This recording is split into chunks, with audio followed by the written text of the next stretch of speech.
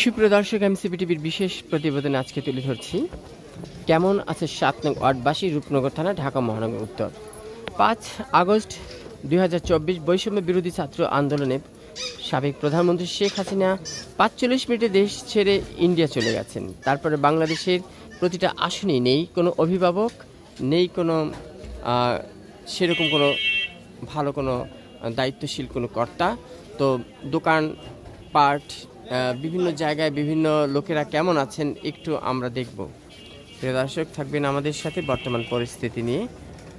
আমি আছি আপনাদের সাথে, শাহ আলম সম্রাট, রিপোর্টার এমসিবি টিভি।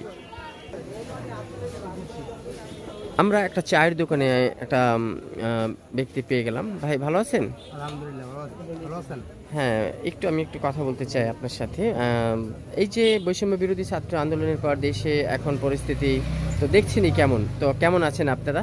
আছি আলহামদুলিল্লাহ, আমরা কথা ভালো আছি, তবে সবাই মিলে ভালো আছে। কিন্তু ভালো না এটাই, আমাদের প্রধানমন্ত্রী তো আমাকে এমন মিলে রেখে গেছে, মানে পারে না এদিকে সাঁতার দিতে, পারে না ওদিকে সাঁতার দিতে। মানে প্রথমত শেখ হাসিনা একটা বিশাল একটা ফাপড় সৃষ্টি করে রেখে গেছেন। এখন ডাক্তার ইউনূস আসছে আমাদের মাঝে, এখন দৃষ্টি কামনা করছে, দেখে আমরা ডাক্তার ইউনূসের কাছে আমরা কি আহ্বান পাইতে পারি। উনি প্রাইম মিনিস্টার থাকা অবস্থায় ইচ্ছে করলে পারতো বেগম জিয়াকে সাথে নিয়ে রাজনীতি করতে, দেশ পরিচালনা করতে, এবং পারতো কোটা আন্দোলনটাকে মেনে নিয়ে সুন্দরভাবে দেশটাকে শান্ত রাখতে। কিন্তু সে ঘাওরামি এবং সে প্রতিহিংসার রাজনীতিতে পড়ে সে এইগুলি সবাইকে আয়না ঘরে রেখে, গুম ঘরে রেখে, তারপরে বেগম বিএনপিকে চাপিয়ে রেখে, ছাত্র শিবির জামায়াত ইসলামকে চাপিয়ে রেখে সে তাই রাজনীতির ফলে আজকে দেশের পরিস্থিতি ধ্বংসের দিকে, তাই না?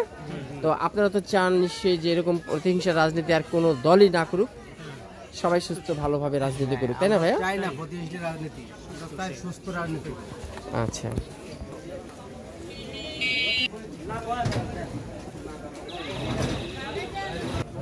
আসসালামু আলাইকুম।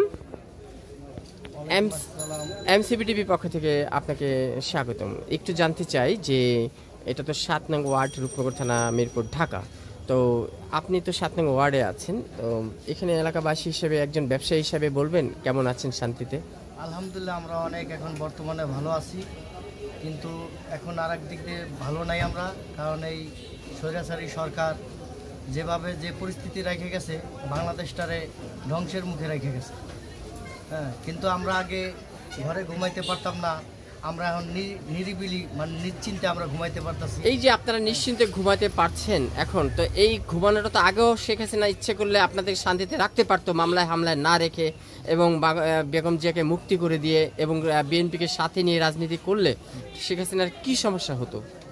এটা একমাত্র সেই জানে, আমরা এটা।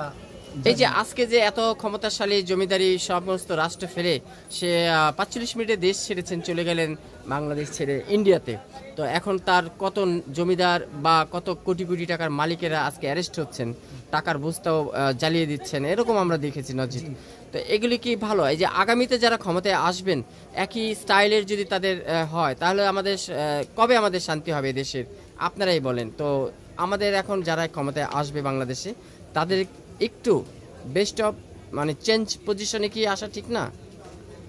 আমরা চাচ্ছি যে নির্বাচন দ্রুত দেব এবং দেশটাকে ভালোভাবে যেই নির্বাচনে আসুক, তারা যে স্বৈরাচারী সরকার যেভাবে রাষ্ট্র চালিয়ে গেছে, যে দীর্ঘ নবনির্বাচিত যারা আসবে তারা যেন এরকম আর না করে, তারা সুন্দরভাবে জানি দেশটারে, এটাই আপনারা আশা করেন না? আমরা আশা করি।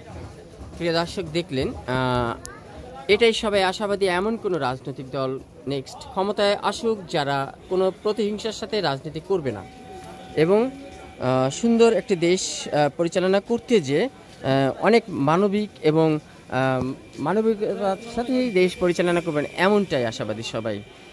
প্রিয় দর্শক, দেখলেন অত্র ৭ নং ওয়ার্ডে আজকের এই ছোট্ট একটি বর্তমান পরিস্থিতি নিয়ে বিশেষ প্রতিবেদনটি।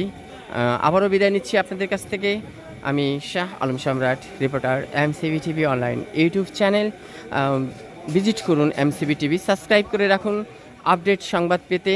সবসময় আপনাদের সাথে আছে এমসিবি টিভি।